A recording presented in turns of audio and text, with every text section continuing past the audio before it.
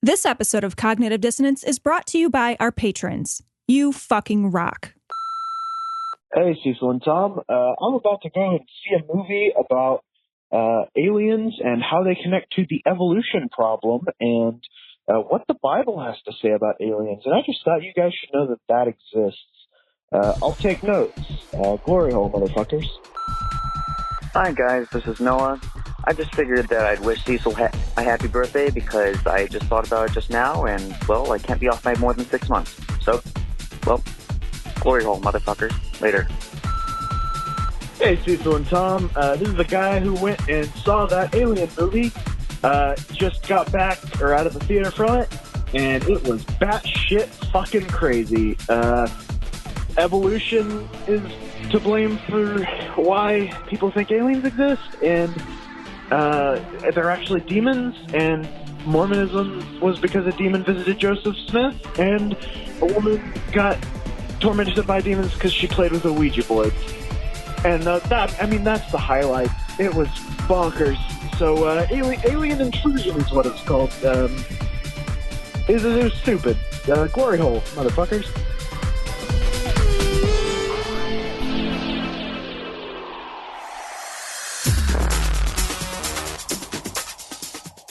Be advised that this show is not for children, the faint of heart, or the easily offended. The explicit tag is there for a reason.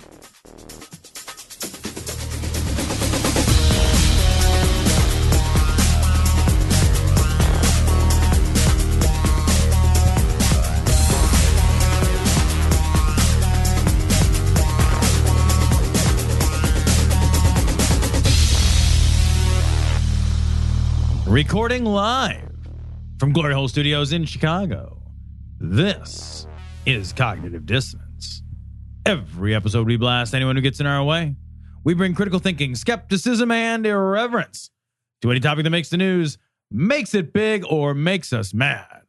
It's skeptical, it's political, and there is no welcome mat. This is episode 396. You know, there's no welcome mat, Tom, but there is a shithole. There is a shithole, and we're in it, buddy. There's a shithole. It's Haiti. It's Haiti. Is Haiti the shithole? It is, but we're not. Or are awkward. Are Haitians shitholes? Which one is it, Tom? I think that the problem is that the things that we should talk about that right away. Okay, let's talk about that right now. Let's talk about we that don't even right have away. a story for it. Well, it's fine. It's on the Washington Post. It's everywhere that you look, always, forever, right now. So, in a meeting at the in the Oval Office, Trump talking about the immigration reform. Basically, it sounds like from all reports, he kind of blew up. He kind of lost his temper. And as part of that blow up, he asked the question. Was it a rhetorical question? Why is our children not learning? No, do you remember? Hold on. Before I even get there, I remember that guy. I remember George W. Bush and his crazy gaffes. And you're like, oh, he's not very smart. Not very smart. And you're like, oh, that dipshit cowboy's going to kill us all. He's going to kill us all. You know, he had a certain dim-witted charm about him. He had people that you knew were his minders. Yeah. He had people you're like, George Bush isn't that smart. Rumsfeld's pretty smart, though. But you'd be like, Dick Cheney's driving anyway. And Dick Cheney was evil, but at least he was smart. Yeah.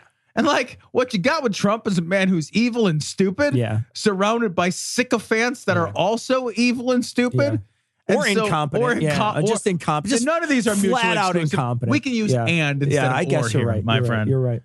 And so, all right. So what he asked was, why do we want more people from these shithole countries, referring to nations of Africa and specifically Haiti, saying about Haitians, something like, we don't need any more of them. We don't need any more Haitians. Yeah. And then he suggested that we needed more people from Norway. Who would say that?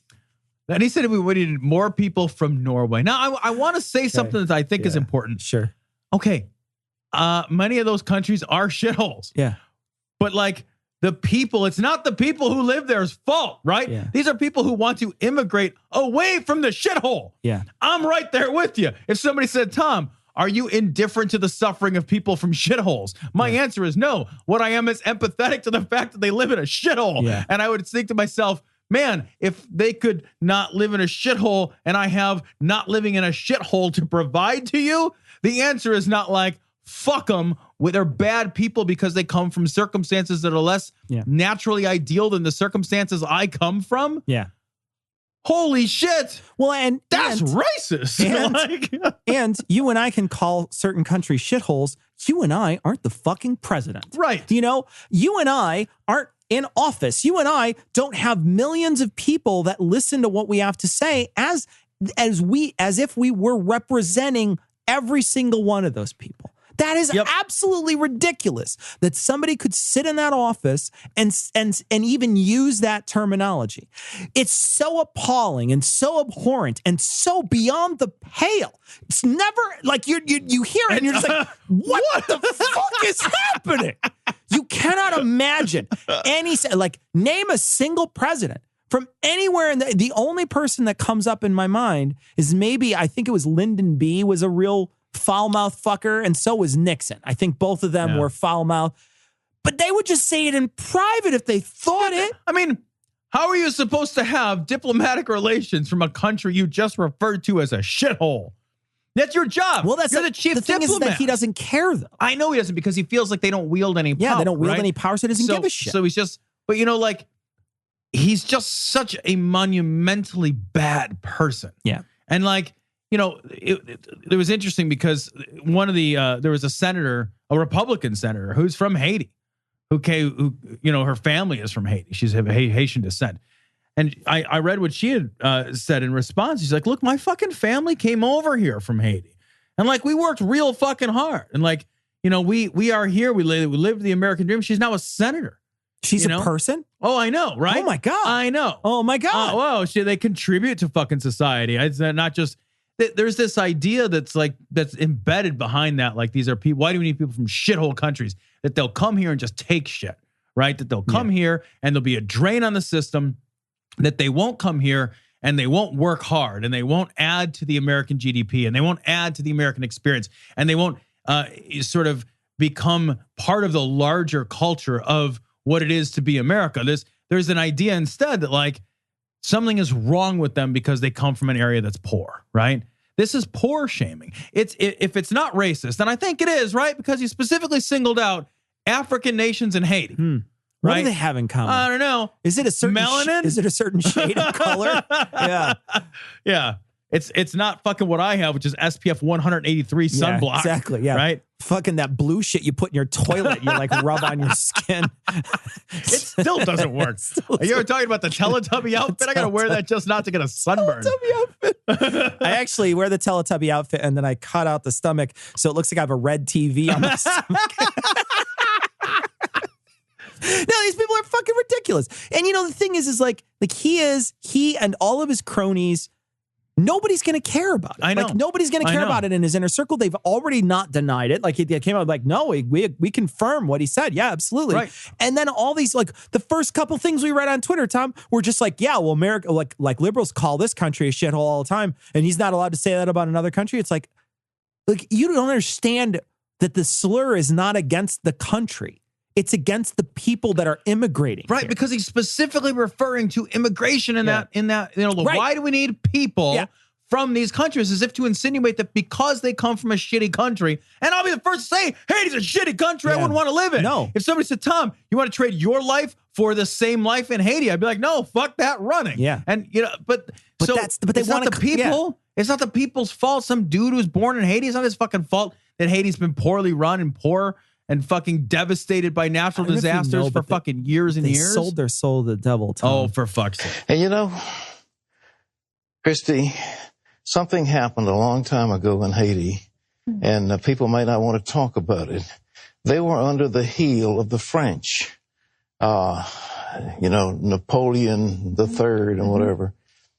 And they got together and swore a pact to the devil. They said, we will serve you if you'll get us free from the French. It's a true story. I forgot about that. I forgot about that. Pat Robertson a while back said Haiti has sold their soul to the devil, and that's why. I forgot about that. I wonder if do you all have to sign in blood if you all sell your soul to the devil? Like there's like one guy with like a pin and he's pricking everyone's finger, and there's this huge piece of paper. It's like toilet paper. They're just pulling off, rolling it out. The crossroads are really crowded. You're just standing there. Everybody is just wailing away on it's the just axe. Ralph Macchio like playing.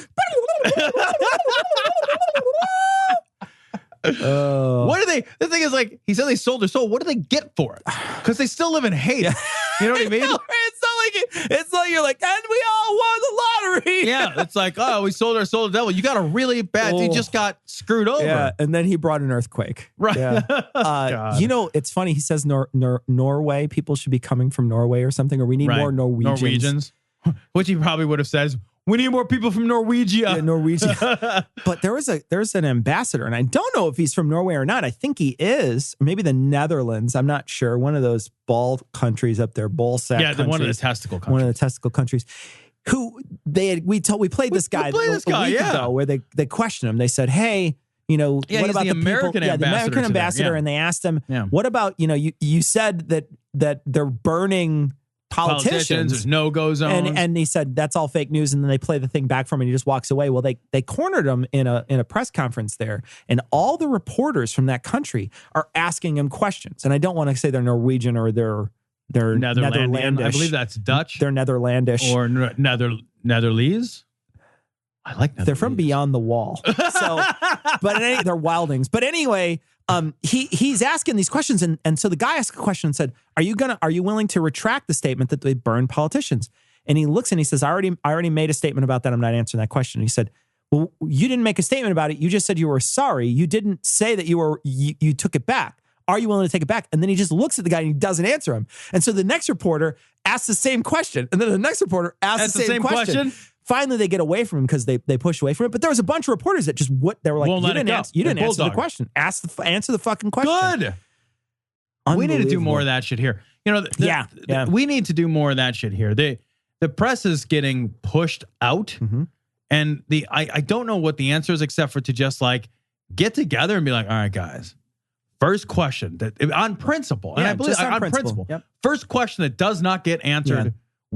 Now that's our only question. Yeah. This whole press conference becomes that question. Yeah. If we get an hour's worth of time, it's an hour of that question because all you want to do is highlight the obfuscation, right? Yeah. Highlight the lies and the obfuscation and highlight the wiggling and the refusal to answer and the refusal to allow the fourth estate to do its job. Make that the story until we're outraged again that we're getting fucking snowed by the fucking administration. They're not snowing the press. I think that's really important. Like, they're not snowing the press. They're not fucking putting up a wall in front of the press. The press is the way we get the information. Yeah. They're doing it to us. Yeah. They're saying, fuck you. Yeah. And but they've changed the narrative. And the narrative is we don't talk to fake news. We don't talk to these. And they're making it seem like those people are the enemy. That's what they're trying to do, is make the journalists the enemy instead of saying we want to lie to you. You know what I mean? Like, because that's what they're doing, or they're obfuscating, or they're just not telling you the things that they want to tell, that people want to know. And so what they'll do is they'll just say, well, it's the news media's fault. They're not saying the right things. Oh, absolutely. But it's like, it's so funny. It's so blatantly obvious. Well, it's obvious to us, but it's not to the other side. I know. It's like if you destroy the conduit that information has to use to pass from authority to the people. Yeah. Then the people are always divorced from that authority. Yeah. And then the authority has no more responsibility to the people. It's like authority can say whatever they want. Right. Yeah. Or say nothing at all, which is even worse and even scarier. Yep. Look at those funny little whiskers. Ooh, that reminds me. It's Big Gorilla Week on $1 Million Movie. Come on, boy. I know, Dad. I should really... This is amazing. This is amazing because the world has gotten so insane that this is a possibility. It's from Gizmodo. We regret to inform you that Donald Trump's Gorilla channel is totally fake. So this is basically like a Twitter prank. Yeah. That kind of took on a life of its own. And the nuts and bolts of the Twitter prank. Actually, do you mind if I read part of it? No, go ahead. Actually, read the whole thing. It's hilarious. This is pretty great. So This is the joke. This is it purported to show an excerpt from Fire and Fury. This is not real, right? And this was tweeted out. And this was the purported made-up excerpt. On his first night in the White House, President Trump complained that the TV in his bedroom was broken because it didn't have the Gorilla channel. Trump seemed to be under the impression that a TV channel existed that screened nothing but gorilla-based content 24 hours a day. Oh, it's the best. To appease Trump, White House staff compiled a number of gorilla documentaries into a makeshift gorilla channel. That's amazing. It's so awesome. Broadcasted at Trump's bedroom from a hastily constructed transmission tower on the South Lawn. I'm sure that's exactly what happened. Right. However, Trump was unhappy with the channel they had created, moaning that it was boring because, quote, the gorillas aren't fighting, end quote. This is I love so awesome. What a great prank. Staff edited out all the parts of the documentary where gorillas weren't hitting on each other. Hitting on each other. Hey, now. What's up, baby? Come here often. I got a red ass. My anthill or yours. Weren't hitting each other. And at last, the president was satisfied. Quote, on some days, he'll watch the gorilla channel for 17 hours straight, an insider told me. He kneels in front of the TV with his face about 4 inches from the screen and says encouraging things to the gorillas like, boy, you hit that other gorilla was good. I think he thinks the gorillas can hear him. It's supposed to be an excerpt from the book. Right. And so it goes out and a bunch of people retweet it and like put stuff up. And one person who they said, no, it's a fucking joke, who had retweeted it said, people shouldn't tweet out jokes like this because they're too often stripped of context and spread fake news. You read that and thought that was fucking real? Are you serious? 17 hours? You read that and you thought, yeah, no, that sounds fucking plausible. I love that the part that you seized on as implausible wasn't that he would watch a gorilla channel, but the length of time he might spend on it. If you get to 17 hours in that, Tom, if you get to 17 hours and you still think it's real, I know. And you still think it's real. You know the part that like, the part that's also like so obviously untrue is the transmission tower. Yeah, I know. Like you don't know what you get everything from fucking cable. Like they would just put it on a fucking hard drive. Yeah, on your hard drive, and then just run it from your right? They just play it like, over and over and over again. Like I object to the technology. Yeah, the technology. There's so many things. But if you get to 17 hours and you're like, no, this is still true, you're an idiot. I know. You're a fucking idiot. He doesn't have a fucking gorilla channel. Now, he's got a poor person snuff channel. Definitely has one of those. But he doesn't have a gorilla channel. Well, what he calls poor people is gorillas. Yeah. So actually, maybe this is truer. Can you get a couple of those shithole people to kill each other? Do that. Give them all a knife, put them in an arena, make them fight. See who comes out. He doesn't have a gorilla channel, but he has an entire kitchen dedicating to make chocolate cake. Like the entire kitchen, that's all they do is make cake after cake that he can jam into his maw. I get 7 pieces. You get nothing. You can watch me eat it. It's a privilege for you to watch me eat. It's amazing that someone can read this. It's like your friend telling you, I banged this girl. You wouldn't know her. She's not from around here, but she's from Canada. I totally put it in her butt. I had an anal threesome with 2 supermodels from Canada. It was pretty amazing. We drove her Lamborghini over. She had to sell it, so she doesn't actually have it now. And I took video, but it didn't come out. Anyway, no big deal. No big deal. Anyway, don't ask for a lot of details. I'm the heir to the budding fortune. Who's that guy on the other side of the glory hole? It's Jesus. Oh my God. All right. That's something, isn't it? Look at this guy. Wow. Okay. All right. I've never seen anybody with a head that looks like a weeble. That's amazing. That's amazing. It is astonishing to see somebody born with the congenital defect that they do not evidently have a neck. Their head was just it looks like glued onto his shoulder. He looks like someone painted a beard on a thumb. It's amazing. You know what he looks like? A guy who has child porn. This story's from the Belleville News Democrat. Yep. He does. Mascoutah. I don't know. Priest charged with 16 counts of child pornography and possession of meth. Catholic priest was arrested by Belleville police, charged with having tons of child porn and looking exactly like a guy who has tons of child porn. I feel like he's the kind of guy who hands you his phone and you do not swipe backwards. Like if he's like, I want to show you a picture, you look at that picture only, and then you hand the phone right back. Actually, you tell him, can you lock the screen for me? Just lock the screen. He's like, I want to show you a picture. Like, I would prefer you didn't. Actually, text it to me so I can delete the text. It just comes back blocked. God. He got charged with 8 counts of dissemination of child pornography. And I can't help but think he's a Catholic priest. I can't help but think he's just standing there in his frock. He's like, psst, hey, buddy. Hey, buddy. Want to buy a kid? He's under here right now. Man. Well, you know, the thing is like all those priests have like that private Facebook group that they trade all this shit back and forth in probably. Yeah, probably. I do think that like at some point, like face fuck group. What was that? The Catholic priests have such a problem disseminating. Yeah. You know, they got to stop all this child disseminating that they're doing. I got to say, I read through this, and the guys from Bellwood or something like that was Belleville. Yeah. And I totally thought it was fucking Bellflower, and my brother lives in Bellflower. And I was like, and Bellflower is the kind of town that you could like flick one of those like paper footballs across, and it would fucking go way farther than the fucking city limits. But this is a much bigger city. It's a bigger place. I thought though when I first heard, I was like, "Holy shit, is that the guy from where my brother used to live?" And no, it's not. It's not at all. I've started to think that at some point we need to charge priests with not having kids. Porn and like, I just feel like they get a raise. It would just be easier to find the ones that guess the other ones already get a raise. The problem is he's getting a raise over the wrong things. Yeah. I want to read part of this. It says, let me preface this. This guy was on a leave of absence from like 2010.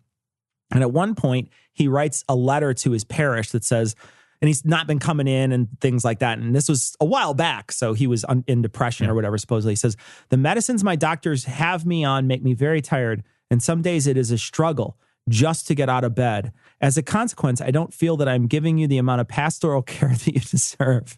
And that's because he had fucking kids stacked like pillow pets on his bed. That's why he didn't want to get out of bed. I'm Raymond Massey, and I have a special message for senior citizens. Today's doctors, drugs, and medical devices truly work medical miracles for young and old alike. But there are some as phony as a $3 bill. Investigate before you invest in health services or products. Help stamp out quackery.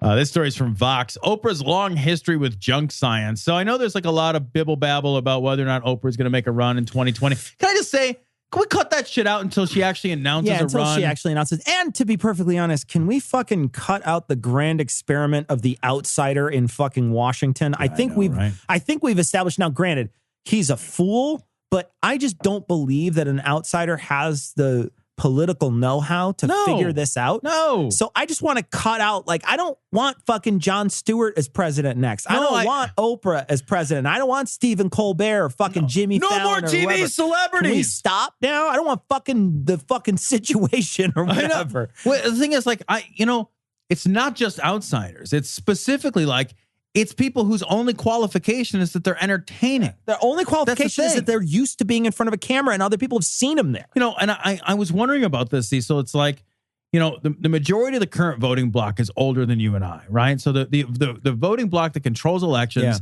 is a sort of generation past us, right? And the generation past us fucking eats TV up still, right?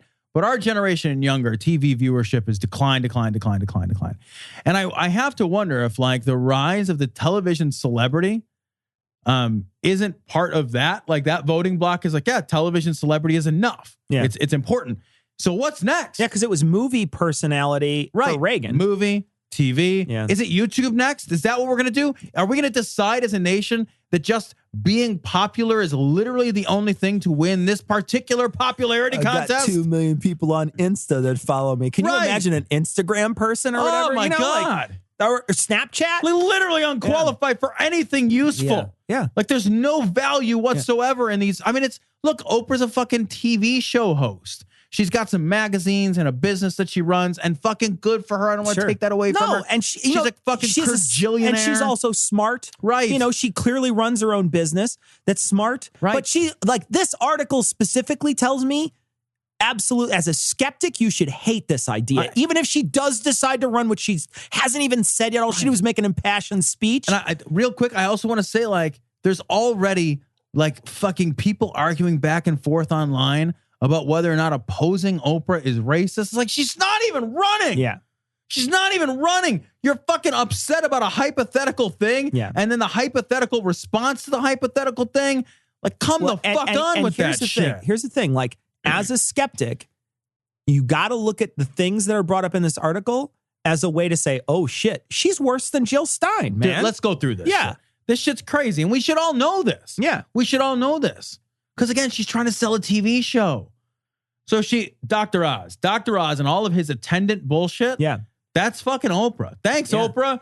Yeah. Really appreciate that shit. Dr. Oz is the kind of guy who has people on that he talks about miracle fat pills. He brings people on that are anti-vaxxers. At one point during the Ebola outbreak, I want to read, it says, at the height of the Ebola panic last year, Oz suggested that the virus could go airborne, even though there was universal agreement among virologists, is that how you say it? Virologists, that the pathogens have never behaved that way. You know, he doesn't even know what he's talking about. It's like, he read like The Hot Zone by Richard Preston and was like, that's scary. I bet it happens. Come the fuck on. And then the other person that they're talking about is Dr. Phil. He's a tough love guy on that just yells at people on his show. And the one thing that got me on this is it says last December, after an investigation uncovered some ethical behind-the-scenes practices on the show, including giving vodka to a guest who was battling alcoholism and asking other guests with severe drug addictions to buy drugs on the street for the purposes of entertainment. It's like being, okay, we got these fucking, we got a sex addict. He's going to jerk off in front of everybody. Well, Dr. Phil's whole shtick seems to be to, like you said, do that tough love thing. He gets him on TV. And he just yells at him. He kind of feels like, you know, the psychologist version of the angry chef who's like, this is a roux you made. This is garbage. Yeah. I wouldn't splash this in my fucking soup. Like, you know, he just screams at people. Yeah. He's kind of the same thing. Yeah. It's the same fucking thing. He's Judge Judy, the psychologist. Yeah. You know what I mean? I think he's even meaner, though. Oh, yeah. I think so, too. I think so, too. Judy's at least fair. Yeah. Well, you get a chance to see this stuff, and if you watch any part of the show, and then he'll bring out people that the audience wants to hate, right? So he'll bring out like the little sassy kid, you know, that everybody wants to yell at and everybody wants to scream at. He's basically Jerry Springer, everybody. You know what I mean? Like he's like, I don't even know, like Donahue or whatever, even worse than that. But he hides it under this veneer of like, well, I'm going to tell you how it is and give you some down-home folksy psychiatry advice. He can hand all of this back, though, to Oprah, who made him a figure. Same thing with Oz. And then the crazy thing is McCarthy, right? So McCarthy at the end of this article, she came onto her show, and this is the transcript between them. McCarthy said, the first thing I did when she's talking about her kid, and her kid had autism. The first thing I did, Google, I put in autism, and I started my research. Then Oprah Winfrey says, thank God for Google. McCarthy says, I'm telling you. Winfrey says, thank God for Google again. And then McCarthy says, the University of Google is where I got my degree from. And I put in autism, and something came up that changed my life, that led me on this road to recovery, which said that autism, it was in the corner of the screen, is reversible and treatable. And I said, what? That has to be hocus pocus thing, because autism is reversible and treatable, then it would be on Oprah. Right. Yeah. And it just was. Yeah. It just was. Yep. She put it on lie was just there. Yep. And after this, she went on Larry King Live and Good Morning America. Yep. After this interview, she got those interviews. Yep. 20 million viewers. She got in front of 20 million viewers. The problem with Oprah is people trust Oprah like she is not trying to sell them an entertainment program. And one more thing about McCarthy that I just want to throw in. The video for McCarthy still exists on Oprah's website with no changes or attributions whatsoever. That's terrible. It still exists. It's still there, and it's featured on her site without any correction, acknowledgement of the problems with McCarthy's claims. Not a single correction. Yeah, that's terrible. Not, this lady's a fucking kook. This lady fucking lied. This lady didn't know what the fuck she was talking about because she fucking Googled autism. Right. Here's the perfect example of why we shouldn't have celebrities. Jenny McCarthy is a perfect example of why celebrities shouldn't be trusted, right? Why we shouldn't be like, oh, they're a celebrity, they should run for office. Jenny McCarthy, when she tried to figure something out, went to her computer and typed something in and fucking got answers that were wrong and then used her celebrity power to spread that garbage. Yep. Why the fuck should we look to that as something like worthwhile to run government? Well, because we don't know the difference between being popular and being informed. Right. Right. We're confused about that socially. We're confused about that shit all the time. It's like, well, I heard it from this person who seems like they have my best interest in heart. Well, you don't know anything about these fucking people. You don't know anything about these people. You don't know whether they're smart or not that smart. You don't know what their research methodologies are. Like, this is just, it's just always a bad way to get information. Like, you got the only thing I will say, the only caveat I would have to that is if I needed to buy weed, I would get it from Matthew McConaughey. I feel like I get it from Michael Wood Jr. In the name of Jesus, we speak that. Ora mana shanda karaba. Lo koremene bere jede kede burishida kidi berasa.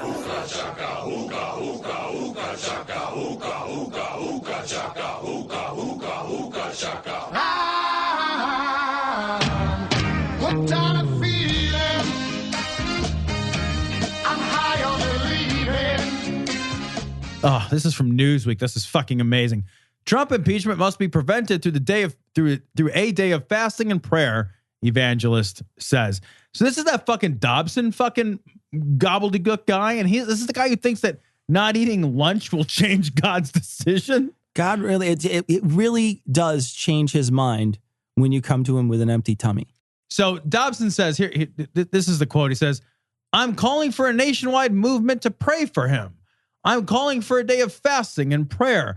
I hope that Christian people from coast to coast will join in that time." And I love this. "The date is your choosing, but we do need to be praying for our president. I want everyone to join in the time. We're not all going to pick the same time." I don't have any idea. That's okay. Well, it's like you're all trying to like fill up a giant tub, and all of you all have to go to the river. You don't all have to do it once. like Mickey Mouse, like in the Sorcerer's Apprentice. Yeah, you don't have to do it at once. You could all just sort of work your way up there one at a time, or So how many meals have to be skipped by how many people in like what number of days? Well, God skywrites it every day, and it's a decreasing number in the sky. God's got Alexa's like, "Alexa, how many days till I give a shit?" Never. What I like about this is that they're basically saying, if you pray for him, you're going to rewind time. Yeah. So that he didn't do it, or you're going to make us not care that he did it. What or the other, right? Or because if he didn't do it, then he won't be impeached. Well, because if he's not guilty of it, nobody's going to, he's not going to be impeached anyway, first off, because it's fucking Republicans. But I'm saying if he didn't do it and it comes out and there's no proof or anything, nobody's going to do anything. There's not going to be a move to do it. Right. If he did it, or at least, they suspect that he did it or strongly suspect that he did it, you got to go back in time and make him not guilty? Is that how it works? Or the alternative, which I think might be their view, is that he's not guilty, but they think the system is flawed and that the system will find a not guilty man, because because who can't get a fair shake is billionaire white men who have all of the actual power. Yeah. Those guys never get a fair shake. It's tough. It's tough. I'll tell you what, I'd rather be a poor black man from Haiti. Right. Yeah. God. It says, he added later, "It seemed evident on election night that the Lord gave us a victory. So, Lord, if that's true, we ask you to protect our president from anything that can hurt him." And I love that just takes the responsibility for his actions and it throws it right away. Yeah. It throws it right away, basically saying, look, he's not responsible for what he did. Yeah. And we're supposed to love him for it. But this is part of that, once they become president, there's a certain group of people that believes, unless they're Democrats, that once somebody becomes president, that we have to support them, right? And we have to just be like, well, he's your president. He's your president now, right? You've heard that line. He's your president now, you got to support him. It's like, well, he is my president, but I can disagree with everything he says, and that does not make him less my president. It doesn't make me less patriotic, as if patriotism is some kind of virtue I should aspire to. I don't believe that it is, but it would not make me less patriotic, even if patriotism was something I aspired to. None of that matters. That idea that like, we have to just like, well, once he becomes the president, he's immune to criticism. Let him do whatever he wants. Sure. And if you don't like him, we'll try to roll it back in 4 years instead of being like, well, what if, I'm going to be very vocal about the things I don't like. I'm going to try to influence the politicians that work for me, to oppose his policies, to not push bills that he can sign and not get shit in front of him, to challenge him on his points. Like there are things, it's not a fucking autocracy. He's not been elected czar. The problem is that I feel like people have fallen away from criticizing their side in a big way. Like, here's the thing. Like when people do shitty stuff on the Democratic side or on the left, I want to be able to call them out and be like, that's shitty. That's stupid. We did it when Weiner was texting. We've done it. We did it with the drone strikes in Obama. We did it with Obama. We did it with, not all the time. The thing is I thought Obama was doing some pretty good stuff. But when you see what this guy is doing and you see all the things that he's trying and failing, or he's just being a buffoon, or he's like the other day when he was having a conversation about immigration and they recorded it, he didn't know what he was talking about. Oh, I know. He didn't know what he's talking. He interrupts himself and he's a terrible leader. He's really bad at all this. I don't know how you went into this, voted for that guy, and are still like, yeah. But it's so funny because a guy at my work came in and was like, oh, he just did this great. And because he's a Republican and we've had these conversations. He's like, the press was blown away. He kept the press in the meeting. And like, it was just really like Trump really just kind of said it as it was. And like all this sort of stuff. He's like, it was like a watershed moment. And I went and watched it. And I was like, man, he just spouted a bunch of blowhard generalities. Yeah. He didn't have a plan for what to do or how to fix it. He basically just said, we should do something to fix these things. Yeah. We should do something to fix these things. If nobody wants to do something, I'll do something. I'll take the heat. We should do something. We're very close to doing something. That kind of is all that happened there. There was no substance. There was no detail. There was no plan. That's everything. Right. It was just a bunch of bullshit generalities. Of course. But there are people that are fucking snowed by that shit. They love it. And they're afraid to say anything about their own side. They don't do it. They never do it. It's interesting that Ann Coulter came out against him, against what he was talking about, because she doesn't, she wants strong regulation. Oh, and she was pissed off. A lot of Republicans are pissed off that he did that. So it's interesting to see some of these people that, are sort of, at least influential Republicans that are pulling back. But the tax cuts, when they're talking about the tax cuts, everybody was saying like, oh, it's going to trickle down. It's going to come back from the people. Sure and so there was one company that decided to give a couple $1,000s to all their employees because they're going to get a big tax break. And you're like, okay, well, show me that with all the companies. Right. Show me every company doing that. It's not every company. It's right. one company. Yep. A company did it. Okay, cool story. Yeah. I know. Does that affect everybody? It's 370 million people, or 320, however many. I get it wrong all the time. 300 plus million people. Most of us aren't ever going to be affected by that. I was reading on Twitter. I think it was Secular Bloke is a popular Twitter guy, and he was posting something. I think it was him. And he said something about posting something like, I'm in meetings all the time. I work with the United States company. I'm in high-level business meetings all the time. We never, ever, ever, ever talk about the tax cut as an incentive to do anything. Right. Never comes up. It's not an incentive for anything, period. Yeah. It's just not. It's just, if anything happens, it's more money to the corporate bottom line.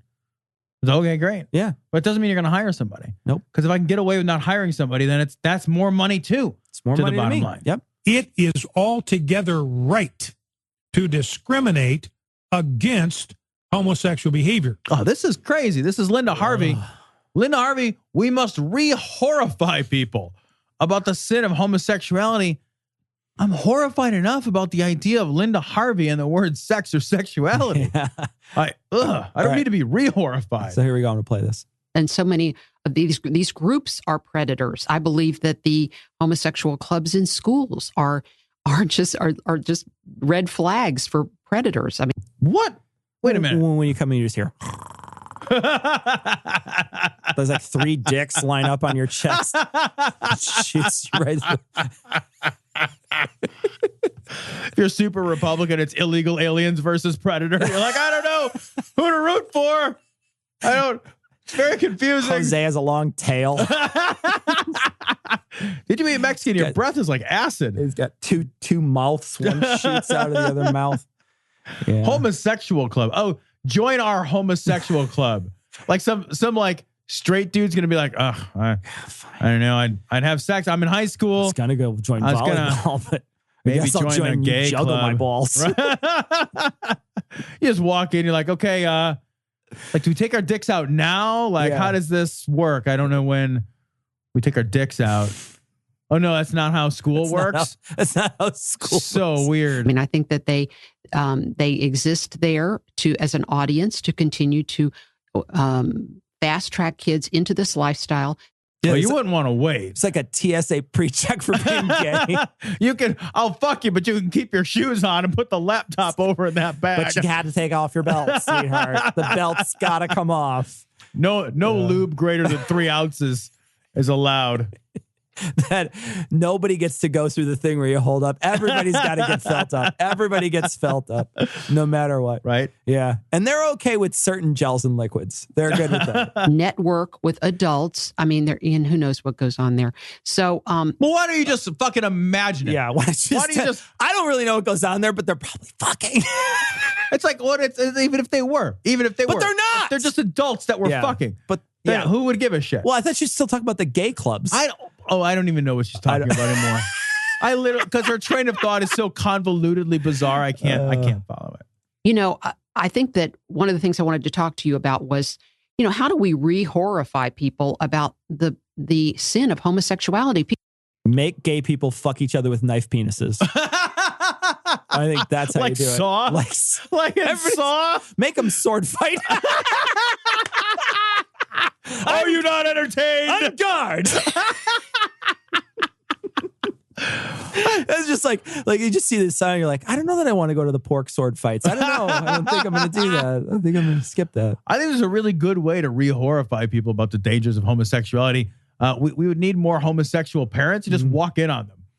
Anytime you walk in, you're like, and then you're traumatized no matter what. Yeah, I don't want to see any of it. Maybe they should just distribute pictures of Matthew Shepard. That'll horrify people for... Yeah, well, you know what? I mean? Unfortunately, it fucking wouldn't. Right? You know what I mean? Like, it wouldn't for these people. You're right. And it's like, there are no horrors. And there's no reason to be horrified about people's sexuality. There is a reason to not be involved in other people's fucking sexual personal business. And it's every possible reason to not be involved. It's like, well, what we need people to really imagine it and get totally grossed out. Yeah. That's what she's saying. Well, that's what she's saying. That is what she's saying. She's saying back in my day, people used to think about other people in sexual positions and it made them sick to their stomach. Right. What the fuck is wrong with you kids these days? Don't you know that sometimes it goes in their butts? Their butts, people. People are becoming so comfortable with this. I mean, even people on our side. We need to re-horrify them. You can be comfortable if you use enough lube and prep work. And if you want to use more lube, you can go to adamandeve.com. Type in Glory at checkout, get 50% off almost any item, a free sex swing, and free shipping. I think it's very complicated. I think it comes back to gaining moral understanding that is found in the Word of God. We have to respect God and God. We got to read an old book to get fucking all worked up about shit that the rest of us have figured out doesn't matter. Yeah. Exactly. Rather than deciding that we know better than God. And that means, it's become a very trendy sin.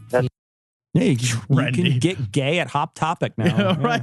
Does this semen look good with this outfit? It's a blue dress. It actually works just fine. Here's the thing. It goes with every outfit. It is the accessory that keeps on giving. A pearl necklace is always in fashion. It always is, no matter what. That's a fact. That's the way it is. You see it everywhere, and we're not, unless we get back to respecting God and God's authority in our life, I don't think we're going to recover that sense of the awfulness of all sin, not just homosexuality. Right. But lying, for example, about this issue, which you're doing. Yeah. I love that they're not hung up on the other sins. They're not. No. They're not like, where's their crusade against divorce or lying or murder or adultery or graven images or honoring their father and mother? Like, where's their fucking giant fucking crusade around all the rest of that made up bullshit? Oh, because nobody cares about that stuff? Yeah. Except for the murder, I guess people care about that, but nobody cares about the rest of that shit. Yeah, there's not like a fucking commission. Like the American Family Institute doesn't have a fucking whole PDF on idols. Right. You know what I mean? Exactly. Like, Yeah, they're not, the thing is like their crazy fucking moon religion is fine with all this shit because I think the rest of these things, they can go through their do it and forgive it model, right? Yeah. It's all periodic rather than definitional. Even murder, right? You murder a dude and it's like, oh, I fucking killed that guy, but I found Jesus in prison. It's, oh, that's so great. And then, you're forgiven and stuff. I think that one of the issues that they have with homosexuality is it's like, it's definitional rather than sort of transactional in nature. If I lie to you, it's like this transaction, right? Sure. Like I said a thing that wasn't true. And then, and then you're aggrieved and I sinned, but I can be forgiven for it. But if I'm just gay, that's just who I am. Yeah. And I think they can't figure that out. Well, I think I could get a couple drinks out of a gay guy. That's transactional, right? Isn't it? With that beard, I think you could get more than a couple of drinks, buddy. Pearl necklace never goes out of fashion town. This town needs an enema. Oh, I love this. This is from Boing Boing. Jesus this is amazing. Gwyneth Paltrow. I would love to meet Gwyneth Paltrow. She just seems crazy as a shithouse rat. The shit she's selling at this point. At some point, I just want to be like, bravo. Yeah. Did we look at the fucking vibrator necklace that she sells on her site? I don't think so. Oh my God. It's a vibrator necklace. It's the best thing you've ever seen. Can you go to her Goop site? She sells a necklace and she's like, yeah, it's like, holy shit. Is there a fucking $7,000 or $6,000 necklace? Oh, her shit's super expensive. Talisman coin necklace. Yeah, that one's $12,000. Jesus fucking Christ. Are you kidding me? Yeah, this shit's ugly too. It's so fucking ugly. I wouldn't they're throw this shit astrology away. signs? Yeah. Oh God. Are you kidding me? No. So she sells for like, how much is that fucking thing? $150. She sells it says it's a Vesper vibrator necklace. And it looks like a fucking vibrator hanging from a fucking gold chain. Yeah. And at first I was like, oh, I guess it says it's discreet, highly polished, 24 karat gold vibrator hanging from a train. I know what this is. This is a gold finger.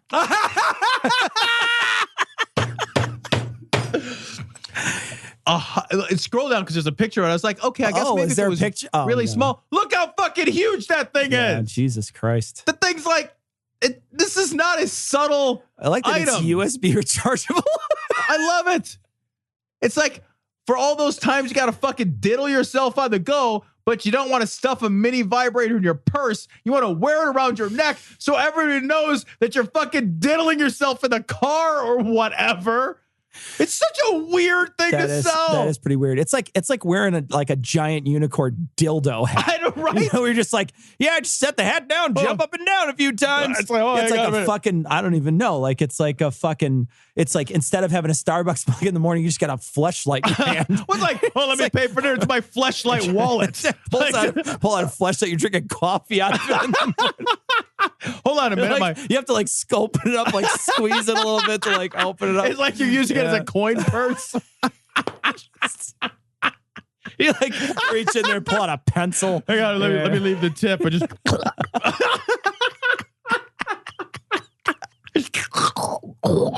it makes that sound. Don't worry. It's just somebody puts a Symbian on their scooter and there's a scooter. The scooter kind of is a Symbian. I guess it is. It just needs wheels. On it. All it needs is wheels, man. You're on the go. It's more like when you were a kid and they had that inchworm thing. It's more like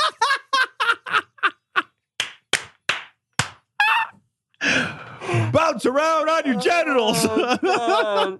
Oh, geez. I want to rub this hard plastic mound against your genitals. I want to talk about what this is. So she sells a fucking bottle with one of those things that you take. It has the squeezer things that they pump your blood pressure when they take your blood pressure. One of those squeezer things on it. A squirple.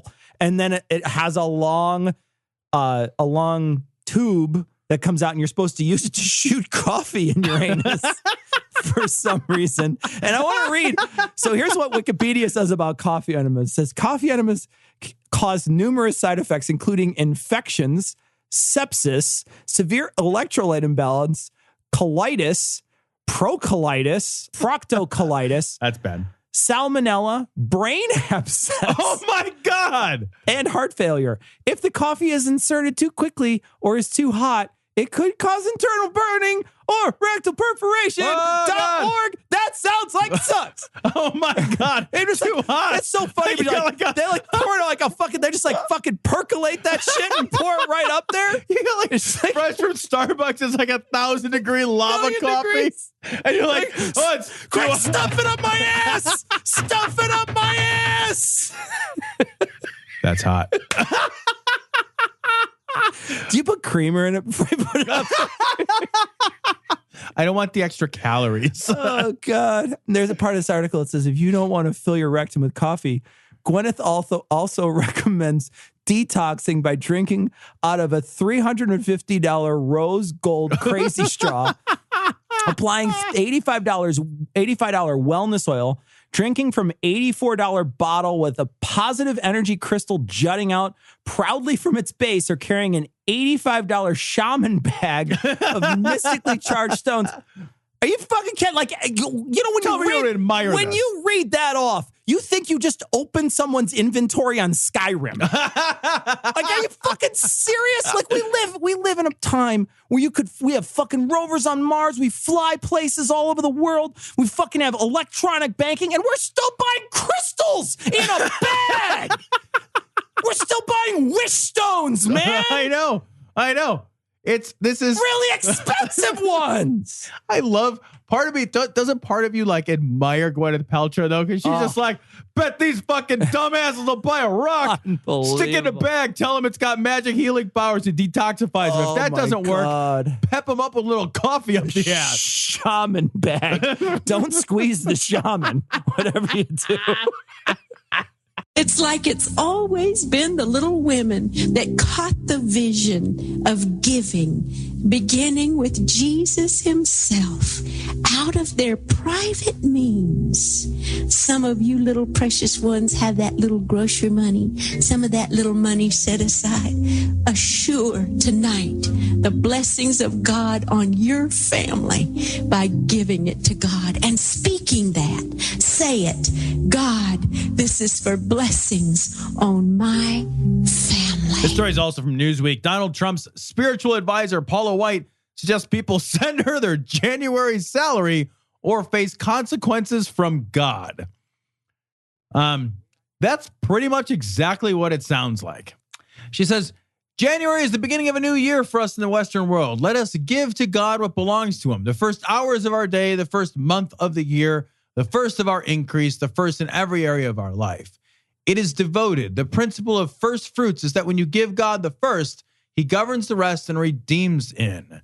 When you honor this principle, it provides the foundation and structure for God's blessings and promises in your life. It unlocks deep dimensions of spiritual truths that literally transform your life. When you apply this, everything comes in divine alignment for his plan and promises for you.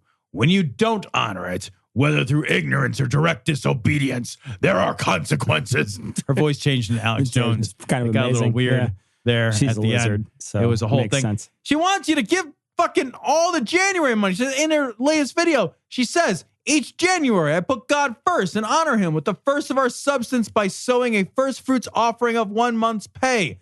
That's a big sacrifice, but I'm a rich cunt and I can afford it. I may have editorialized. She said, but it is a seed for the harvest I am believing for in the coming year, and God always provides. You spend 3 months' salary, God lets you put it in his butt. Harvesting the seed's a little messy, though. Harvesting the seed's a little messy, though, admittedly. I've seen that video. Yeah. That video had a lot of enemas ahead of time. Okay. I'm just saying. I don't know if they were coffee. Yeah. A lot of baby wipes. Here's what I don't get. Just giving her 1 month's salary is a pay cut because they normally tithe 10%. Well, no, I don't think this is instead of. It's in addition to.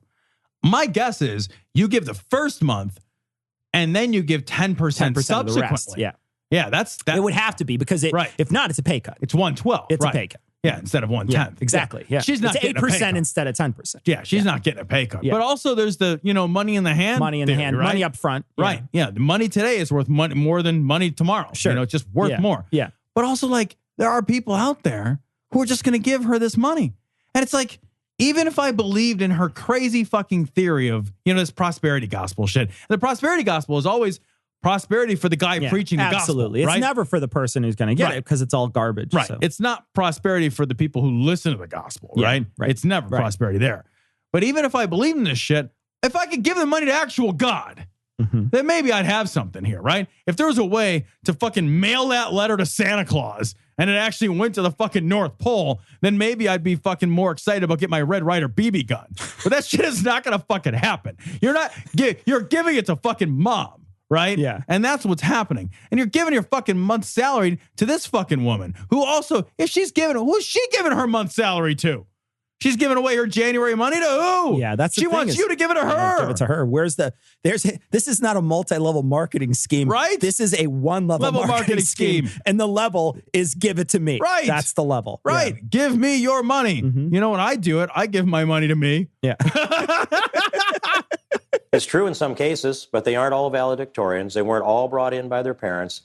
For everyone who's a valedictorian, there's another 100 out there that they weigh 130 pounds and they've got calves the size of cantaloupes because they're hauling 75 pounds of marijuana across the desert. This story's from Right Wing Watch. Ken Blackwell says dissolved voter fraud commission will maintain White House access. I do want to talk about this, this fucking the voter dissolved commission. voter commission. Yeah. Dissolved? Yeah. I wonder why it was dissolved. Yeah. What did it find, Cecil? What did the voter commission find? I think it found that every single illegal immigrant that voted was Kaiser Soze. Right? Poof, he's gone. Oh my gosh.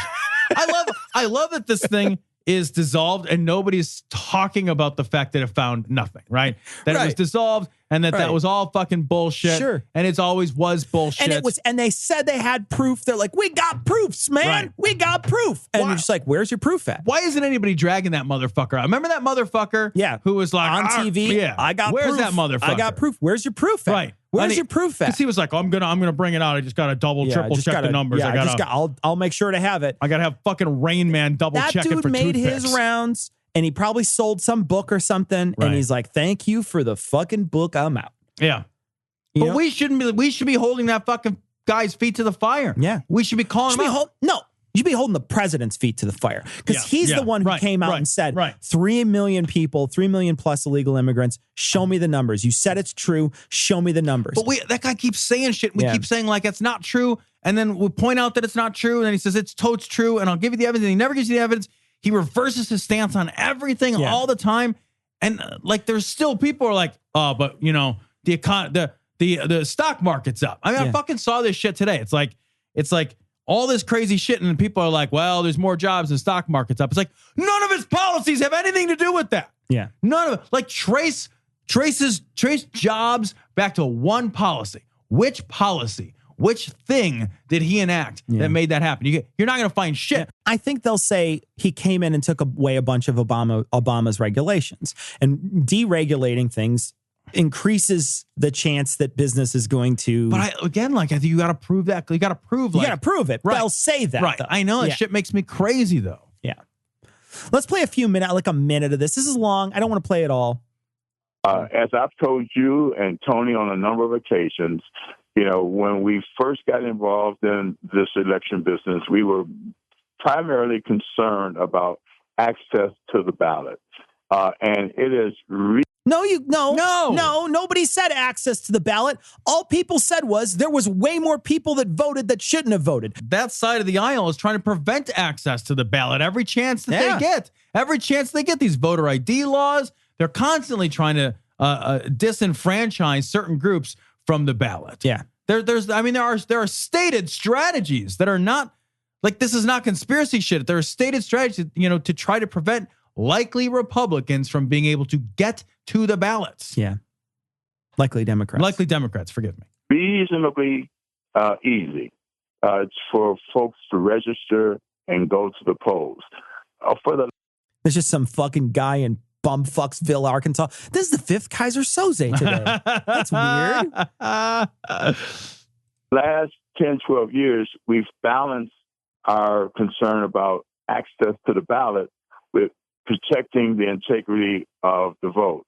Because for every fraudulent vote you negate a legitimate vote. And so we've negated like 4. Yeah. But it's a bad legitimate vote. So it's okay.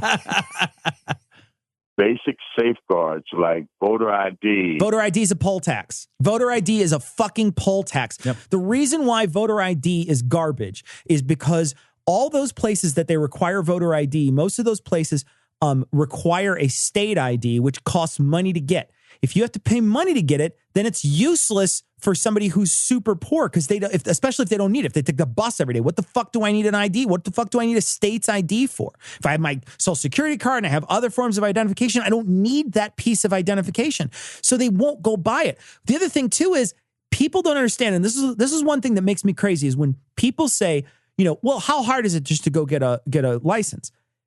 If you are a person who's very, very destitute, getting a license, big dollars. It's a lot because $10 for you and I isn't a lot. But it's a day off of work. It's time off of work. Right. Here's how I will allow a voter ID law. Here's how I'll allow it. Same thing I'm going to say. You get a day off of work, automatically paid for 100% by your employer. That is a 1 full day off of work. It's absolutely free, and you get a travel voucher to and from the place. I will allow it if those 3 things happen. I'll allow it under a different set of circumstances. I would say a voter ID law would make sense if there was a free, federally issued and federally recognized ID. So instead of a state ID that varied location by location, if there was just a national ID that we all have and it's just part of being a citizen of this country and you get it and it's free and that's that, then fine. But you got to get it though. Right. So if that existed, then okay, that's just fine, right? No, but I'm saying like in order to get it, take that day to get it. I'm saying you still have to take the day. You still have to have that. So what I'm willing to say is like make sure that those people didn't have they don't have any burden. If there's no burden, I'm okay with it. Yeah. But the moment there's a burden on somebody to try to get that thing, that's why we don't have it. Right. We don't have it because we want to make sure we don't disenfranchise voters because of their poverty. Well, and also we've shown like study after study after study after study after study shows there's no need for it. Yeah. It accomplishes nothing. Yeah. Doesn't do anything. It does not prevent. There is no such thing as like these massive voter frauds. Yeah. These things don't happen. They are not happening. Yeah. They don't happen in states that don't have voter ID laws. So they don't happen in states that do have. They don't happen, period. It is a reaction. It is a reaction designed to disenfranchise minorities from the polls. Absolutely. That's exactly what it's for. It's got nothing to do with the integrity of the vote. Nothing whatsoever. You want answers? I think I'm entitled. You want answers? I want the truth. You can't handle the truth. So this story is from Right Wing Watch. This is Dave, Coach. Doc Coach. Not a coach. Daubenmire. Oprah for President talk is preparing America for white genocide. Huh. So here we go. That sounds crazy. He's got his face. His face is on. The face in this photo. Fuck. Absolutely perfect. Oh my God. All right. Look at that. So Perfect here we still. go. Here's Dave Daubenmire. Lord, where do you want me to go here? I want you to get really racist. He's got 2.5 minutes. Can you put the white hood on? Is he the grand poobah already? Is that what's happening? Is he going to be the water buffalo? He's going to pull his dragon wizard out. It's going to be great. Okay, I'll go there. Yeah, you will. Yeah, you will. God, what do I say to sound as racist as possible against some of the races you created? I've said this before on the show, and I'm going to dive right back into it again. We better wake up and understand that the attack in America is on the white Anglo-Saxon male. Life has never been harder. I tell you what, it's so tough. They can't even get elected president. I will say too, like I was talking to that guy at work. He's like, "Don't you think there's a war against white men?" And Are I you said, serious? Yeah, I did. We didn't get to finish the conversation. I said, "Tell me one concrete way your life has gotten harder." Yeah. Tell me one way and he's like, well, it's not about that. I'm like, well, then it didn't happen. Do you hear what I just said? Yeah, I heard you said. You said you're a racist. I heard it. We all heard it. Come on. You're not allowed to say that, of course. You're not allowed to say it. I don't know. You say literally anything. Yeah, you just said it. Yeah, nobody stopped you. You can say literally anything. That little kid didn't make your mouth go away from the Twilight Zone. And nobody took him off fucking YouTube, and nobody arrested him, and nothing happened. Nothing happened. Because it's just say not whatever true. you want. You just say abject and not true. The fucking Alex Jones thinks there's lizards, man. He could say that. You can say this dumb shit too.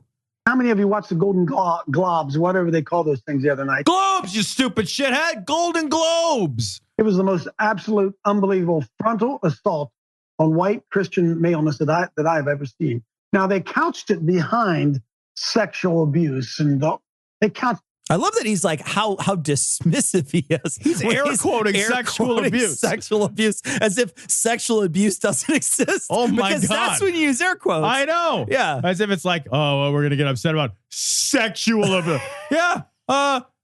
We are, man, because it's terrible. Turns out it's real bad. Shouldn't be happening. Yeah. The world's richest woman stood up there and cried how she was discriminated against. Oprah, I don't know. I didn't see the speech. I didn't either. But Oprah, if she cried that she was discriminated against, chances are she probably was discriminated against. Yeah, I'm going to guess in many areas in her life, at different points in her life, as a black woman, that is almost certainly to have happened. Yeah. Like, okay. Yeah. The fact that she's rich and successful now doesn't mean that the entirety of her life, she wasn't born rich and successful. She may be discriminated against today. Sure, the money insulates you from that sort of thing, but not completely. Right. And she wasn't always rich. Right. She wasn't born like she's not the queen of America. The world's richest woman. And all the women dressed in black. And then you had these sissy men that came up and did self-flagellation afterwards. Oh yeah, we're just all for it. Oh, the way we've treated women. Whack, whack, whack, whack. Is he quacking? I think Is he quacking? Quacking or whacking? He's whacking. He's either whacking himself or quacking himself, Tom. I love that he's like all these sissified men that are like, oh, I don't like the way we've treated. Like I can't decide if he's more racist or more misogynist, but right now, well, he's more misogynist. I think he's kind of even. He's going after Oprah. So. Whack, whack. And then the media, you tell me this is not orchestrated. Oprah gets up there and gives that talk. And then now they want Oprah to be president of the United States. Some people do, sure. Yeah, fine. So what? Yeah. People have talked about Oprah for president every time there's been an election. People talked about Howard Stern for president. I know. For crying out loud. Who cares? They're both equally qualified. She has not announced anything anyway. Yeah. Oprah Winfrey. Oprah. Right now, you have a foul-mouthed, shitty, fucking hair plug douchebag who screams, "You're fired." That was his fucking qualifications. And you're going to look in the camera and be like, Oprah Winfrey. They're equally qualified. Yeah, I was going to say, like, so you just yelled like it's America's richest woman, right? Or the world, I don't know. Richest woman. So clearly, very successful business person. And that's his only, it was even there. Yeah. And whether he was even a successful businessman is open for some debate, right? But it was like, it was the thing that they said they liked about him, right? Thing. It was that. And it's like, well, this other person has the same thing. Well, I know, but she's got a black vagina. She's got the worst kind of vagina, people. It's a black vagina. Oprah Winfrey. Now, remember, Hollywood wants to give her. Right? They want. That's his dog. That had to be his dog. I hope it's Shemp off screen. Just.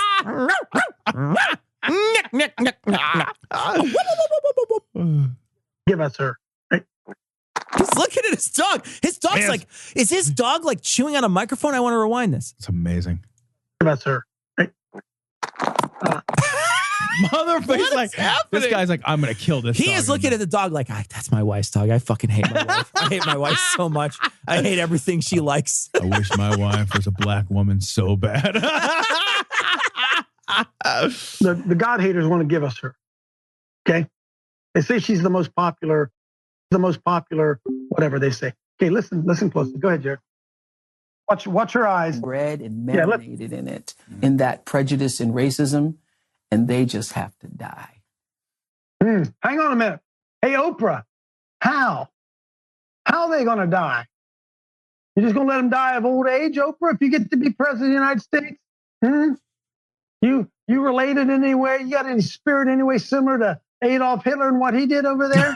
Is she just saying we just need to wait for the racist people to die? Yeah, I think suggesting that people who hold a hate-filled ideology will eventually die off and that the world will be better for their passing is in no way related to Adolf Hitler saying, hey, let's kill all the Jews. Anyway, to speed this process up.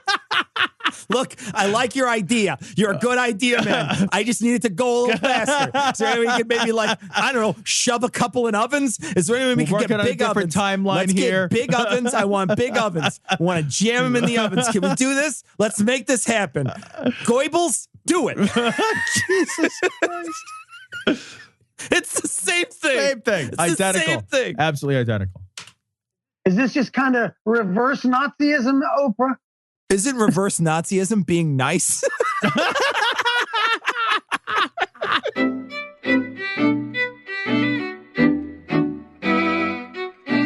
We want to thank all of our patrons. Of course, we want to thank our newest patrons, Helicopter Matt, Michael, Daniel, Yodel Mountain Conspiracy Cover Band, Shu, Lizzie in the Lab, Ryan, Pat Robertson, Saggy Jowls, Fred Wardo, Liz, Rob and Kristen, Defilers of Mid-Michigan, Defilers of Mid-Michigan? You can't defile Mid-Michigan.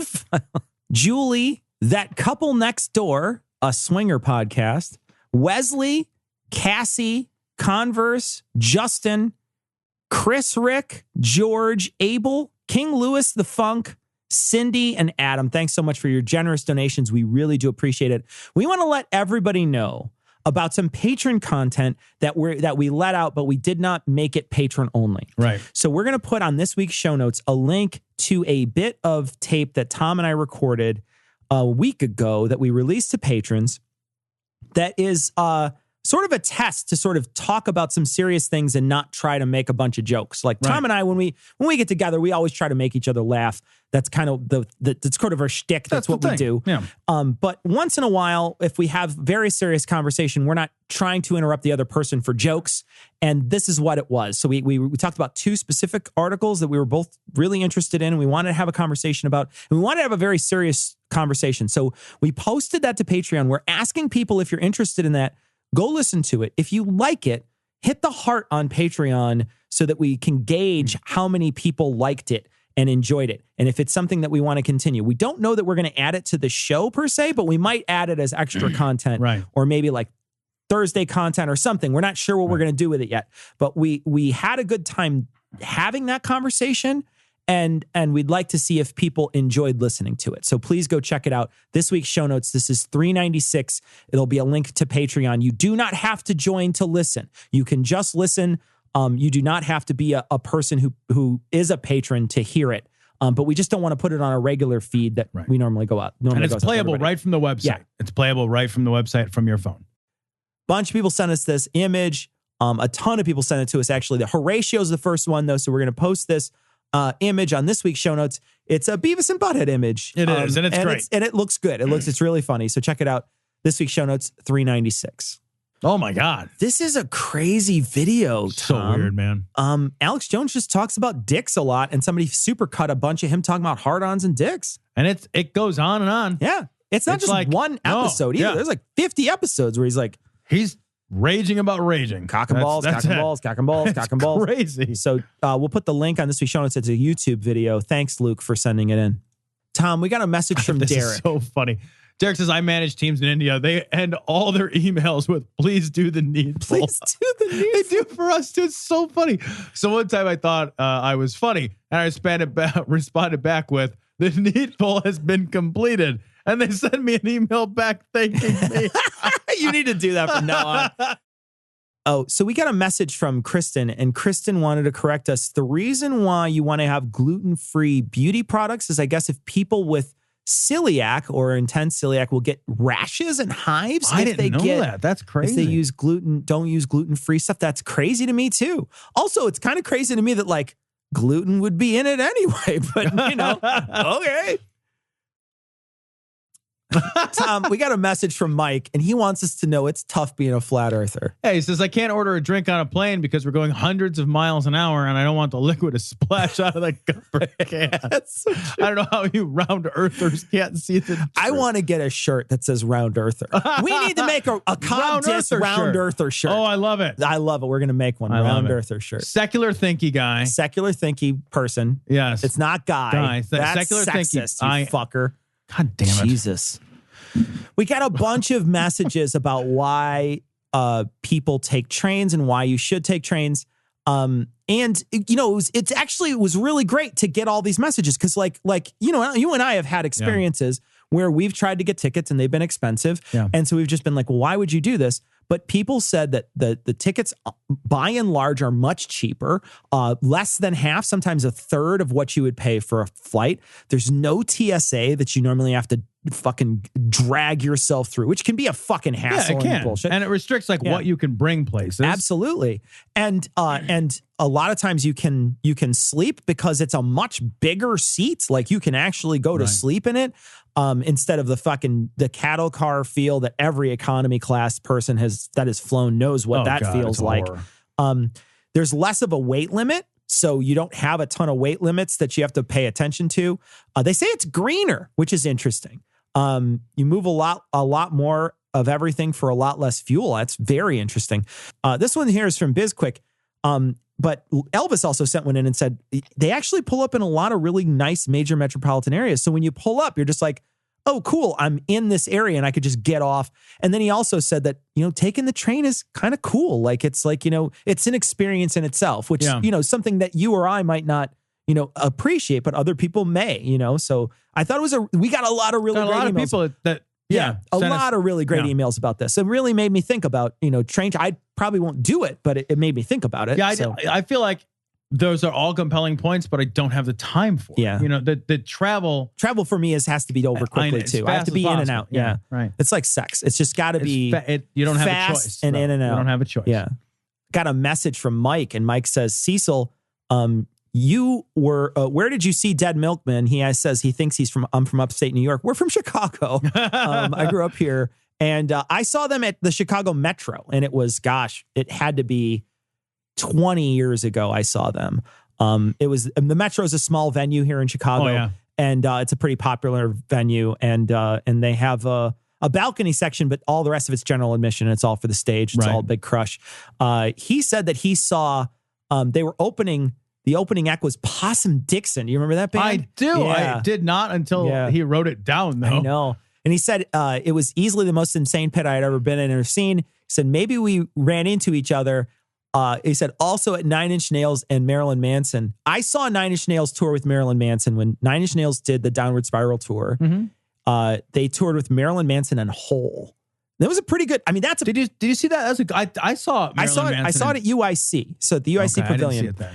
And I remember that'd be a great show. One thing I remember, there's two parts of the show three parts of the show I remember really, really well. Yeah. There's a lot of that show I remember, but one of the three parts that I want to mention, the first one is when Hole was on stage.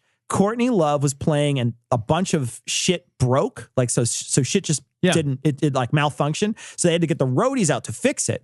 And while they're fixing it, everybody's screaming and booing, and she pulls her top down. She goes, "Amuse yourselves." And then she put it back up, and I was like, I just saw Courtney Love's titties. Then the very next act is Marilyn Manson. And Marilyn Manson comes out on stage, and I didn't even know who he was back then. He was brand new, you know, sort of on the scene, at least to me. I'm sure there's other people who knew who he was, but I didn't know who he was. And so Marilyn Manson's out there playing, and at one point he takes his pants off, and he's got this giant rubber prosthetic cock that is on his vinyl pants that just comes out from his pants, and he spits in his hand, and he proceeds to jerk that prosthetic rubber cock, dick. that rubber dick off on stage. And I remember looking at him and be like, am I watching a dude jerk off right now? And then my favorite part of the 9 Inch Nails concert. I know this. I know what's going to happen. Do you know? I feel like I know what's going to happen. Do you want me to guess? Go ahead and guess. did all of his shit? Did he like smash all his shit? And then it's still played. No, this is different. Hey, that happens at every. Yeah, some guy kicks over his piano and it's still playing. Yeah, no, it's not that. That's obvious. My favorite part was they were showing a movie. They're showing a movie, and this movie's like. It's like The Ring or whatever. It's like all this crazy shit. Like maggots are eating a bird or and whatever. there's like a bunch of birds. And then there's this guy gets fucking punched in the face. And like this weird shit happens. This other weird shit happens. And then they stop and they focus on a snake's face. And the camera is slowly zooming into the snake's face. Slowly zooming. It's almost there. And my buddy is standing right next to me in the crowd. And while it's getting really close, he goes, bam! And everybody around us jumped in the air. It was fucking amazing. It was amazing. Because it's coming in, and then he screams, and everybody's like, ah! The tension was so high. It was perfect. It was so funny. That is awesome. A really memorable concert I went to. Very memorable. I remember being out. I had general admission tickets, and I was in the crush. I wasn't in the pit. I was in the crush. I was trying to be as close as I could to the whole stuff. But I remember that. I have a lot of fond memories of that concert. So we got a message from someone, and I'm not going to say who, but they want to know of a non-AA/woo substance abuse program for secular people. So a secular program that is also an addiction program. We're going to ask people to comment on the Facebook page if you can. Yeah. That's open to everybody. Go to the Facebook page if you know of a substance abuse program that is secular and doesn't use religion or woo or the AA 12-step program or any of that stuff. Comment on the Facebook post for this 396. So hopefully this person can go there and look and find this information. We'll probably also read this information on next week's show, but we wanted to make sure that this person had access to it sooner than next week's show. All right. Well, that's going to wrap it up for this week. We are closing in on hiring a person. So hopefully next week we'll have an announcement for hiring someone to be our podcast coordinator. We want to thank Megan for her service for the many years of putting up with us, 2 years of putting up with us. So thank you, Megan. And we're looking forward to the new person starting up soon. We'll let you know who it is. And when that happens, you'll be the first to know. Next to that person will know first, and then you'll know. Well, then our significant others, and we might tell some other close friends. I don't know if we'll tell. You'll be like the fourth or sixth. You'll be like to know. Yeah, you personally. Yeah, you know who I'm talking to. Touch yourself a little. You're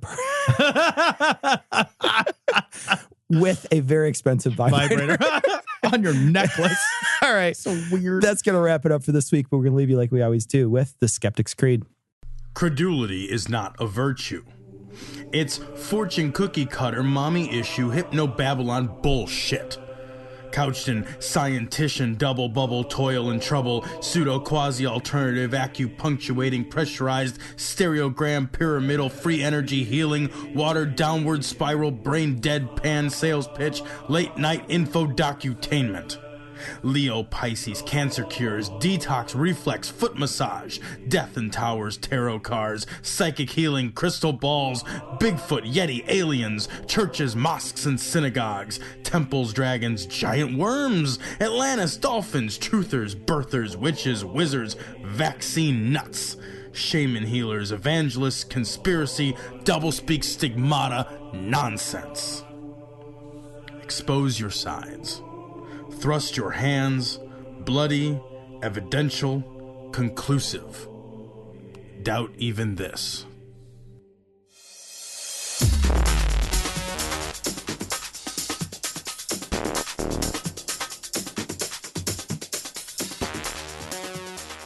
The opinions and information provided on this podcast are intended for entertainment purposes only. All opinions are solely that of Glory Hole Studios, LLC. Cognitive Dissonance makes no representations as to accuracy, completeness, currentness, suitability, or validity of any information, and will not be liable for any errors, damages, or butthurt arising from consumption. All information is provided on an as-is basis. No refunds. Produced in association with the local Dairy Council and viewers like you.